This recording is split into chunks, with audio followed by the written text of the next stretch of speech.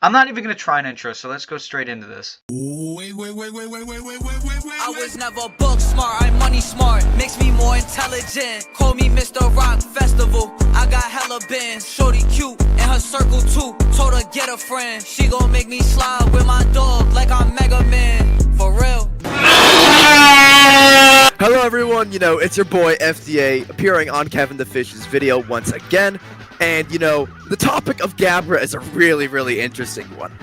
Zeal, he's always talking about cooking in the kitchen, and for Gabra, he decided to burn the entire kitchen down. Not even the kitchen, he burned down the entire house, maybe even the entire neighborhood.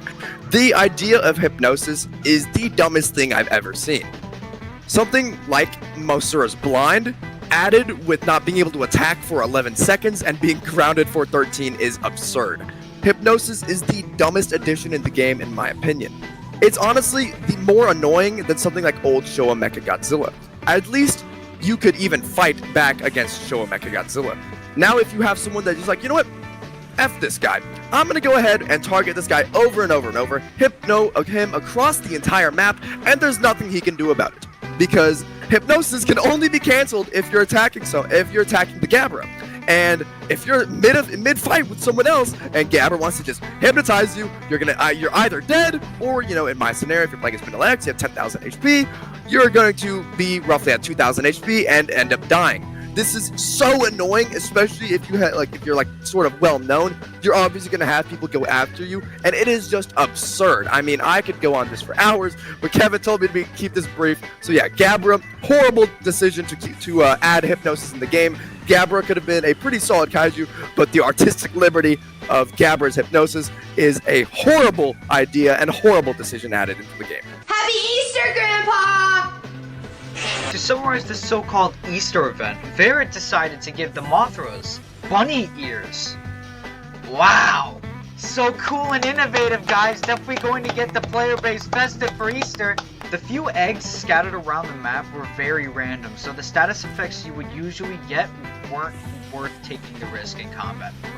The only part I liked about this update was the modern Roblox grass texture, which only lasted 2 weeks because of people lagging out.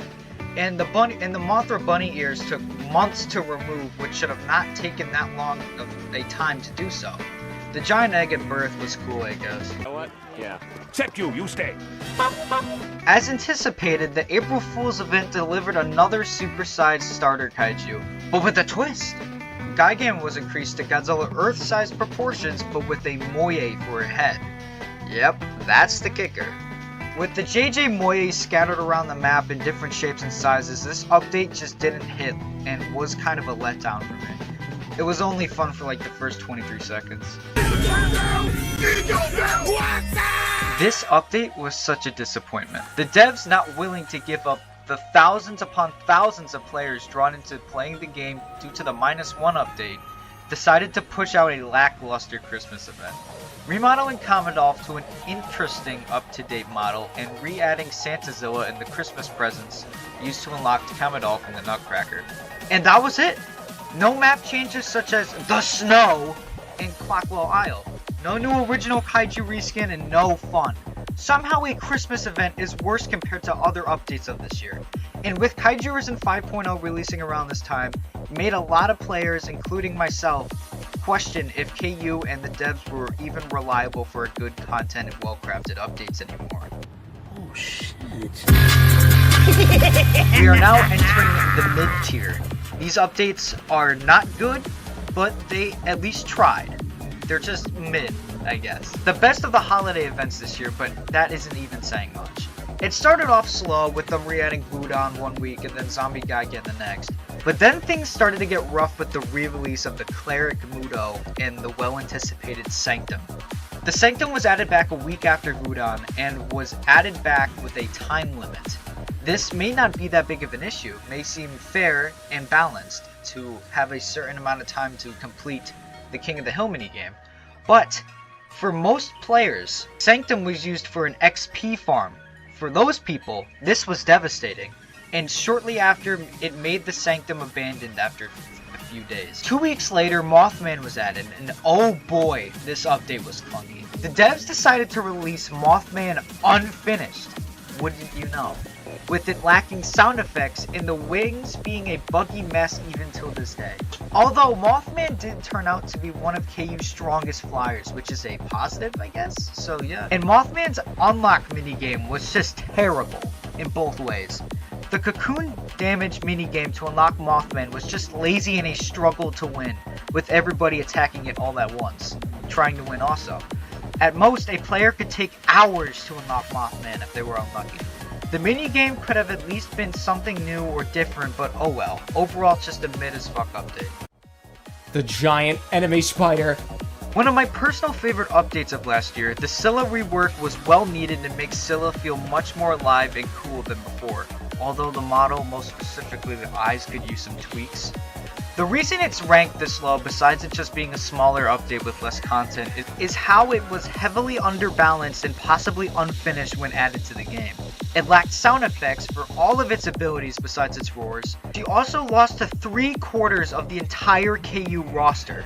Luckily, she was buffed just a few weeks later and was given sound effects as well, solving the problem just like that.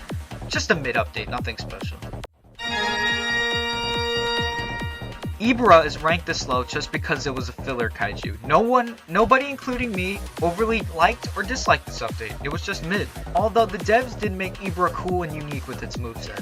It was actually balanced on launch, which is something very rare for a lot of the updates we're gonna go over. And the blue mode is cool, I guess, for just an outdated joke. It's just an enjoyable update, not much else to say about it. The second newest kaiju that welcomed us into 2023, if you include the Argo from just a month prior, Millennium was a surprise to many, with Orga being internally trapped in development hell. PG decided to pump up Millennium as a filler kaiju for people who are still waiting after 2 full years since Orga's first teaser. Anyway, Millennium is just an early game kaiju with a unique unlock requirement. It has a cool moveset which nobody expected. That's about it, besides the new building destruction effects, which are questionable. Closest step to Orga, hopefully. And if you don't know what that means, it stands for plant pussy. And now we reach the good updates, starting with Rose Biolante. Starting simple before getting into what the Rose update was most notable for, Rose Bio was very cool kaiju. It's simply a better Millennium if you think about it. Bio's moveset is interesting and cool, using traps and vegetation to make her experience more fun and unique from the other kaiju of the game. The infamous parts now. Rose Biolante was the strongest kaiju in the game for about a day. She was beyond broken due to her leeching ability being able to stack indefinitely. Depending on how long a kaiju was in Bio's traps or how many kaiju there were in it, Rose Bio's leeching effect could stack to 80 or higher, beyond ridiculous, making her invincible basically. She was nerfed to a decent state now, but overall a fun kaiju and a closer step to the well-anticipated Biolante rework. Cherno was the false start of the Pacific Rim hype train for KU, being the first Jaeger added to the game. Starting off, its requirements made no sense and were very stupid. 3 hours of Ready Player One Mechagodzilla? Out of anything you could have chosen, you chose him. And the scraps, I guess, were very reasonable. I would have been just fine if that was just one of the requirements I had to do. But the kaiju you got from doing these requirements was not worth it at all. Cherno was decent and fits into its mid-game balancing, but the 2x XP multiplier was not necessary and made me not want to play as this kaiju at all. The effects for Cherno, though, were very dookie, as seen with the stock cartoon flames being used for its flamethrower. Overall, it was a solid update, nothing wrong or great about this update. Godzilla 2000. This was an unexpected remodel, with its rework releasing a couple months prior. Millennium Godzilla is reborn into a whole new playstyle, revolving its charging mechanic introduced prior and its V ability. These new abilities, including powerful pulses and beams along with actually good melee moves, brings Meyer into some of the strongest kaijus in the game. This update made Meyer stronger and more usable. Good update. Godzilla -1 is an Oppenheimer A sequel. surprising and well-anticipated update due to the devs deciding to model and creating a moveset in just mere months before the American release date for the movie. -1 Gojira comes rushing out the gates in the KU, surprisingly being balanced but with many flaws. -1's attacks doing damage to itself, along with some attacks being really slow, limit -1. And that's a good thing because a lot of its attacks are very strong and powerful. And if it's used in the right place at the right time, they can easily turn the tide in battle. Although this update made me despise Gojira more than I already did. The experience alone from the dozens of Gojiras mauling my -1 alive limits the update from making it to the great updates. Overall, good update for a fantastic movie. I'm about to bomb this whole motherfucking brain. Moving into the amazing updates, one of KU's most anticipated remodels at the time, and releasing a full year after being first teased, Kiryu lives up to the hype as one of KU's most complex kaijus and is very fun to learn and get used to. Kiryu's abilities are really awesome when it comes to his dodge attacks with his rocket boosters, and I especially love Kiryu's ranged abilities with his railguns, cannons, mazer bolt, and zero cannon being really fun to use and strategize with. Kiryu's wide arsenal of abilities really ranks him up higher than the previous kaiju listed. An overall great update. Oh, my kid's got a respiratory virus? Another very anticipated kaiju, Muto Prime is a very well done kaiju. The animations really make Muto Prime feel heavy. The playstyle also matches this idea as her attacks are slow but hard hitting. It can easily be countered, but that wasn't really the case on launch. On launch, Muto Prime's V ability was really overpowered, as when infecting an opponent, the status effect applied could be stacked to believe 5 or higher. I honestly don't remember, but the problem here is the damage that follows. It could instantly lower an opponent's health all the way down until there was a quarter of their HP left, which can easily be shattered like glass by one of Muto Prime's heavy attacks. After the rebalance that followed, Muto Prime became a worthy staple in KU's roster. The requirement grind is worth it, and Muto Prime's update is one of the best updates of 2023. The runner-up update of the year, Evo 01 on launch, was the best and funnest kaiju in the game. Saying that now, it's not as cool as it was then, but man, that update was such a blast to friend. Unsurprisingly, the update received hate due to it not being another MonsterVerse Godzilla or anything anticipated at the time, and also due to the great amount of EVA teamers, but no one really gives a shit about that. And, most importantly, due to how unexpectedly strong it was on launch, being able to manhandle the entire KU roster, Monster Zero and Dest included. As the gun grounded flyers and the spear being able to close the distance and being able to do a massive amount of damage in a quick amount of time, ripping the kaijus apart. EVA was really busted, but the abilities were fun in a unique dynamic of 4 different modes you can switch from, each providing its own playstyle that goes hand in hand with one another. But the fun did end as the first and second rebalance nerfed EVA to a balanced state. But they kept on nerfing her, making skill points not worth it for some upgrades and pushed EVA into the late game tier. Remember, EVA was supposed to be endgame, devaluing the whole endgame kaiju thing she was hyped up for. This update takes second place for a reason, as EVA as a concept was really well designed and one of the only kaiju in the game that requires skill when switching modes to counter your opponent. A very great update.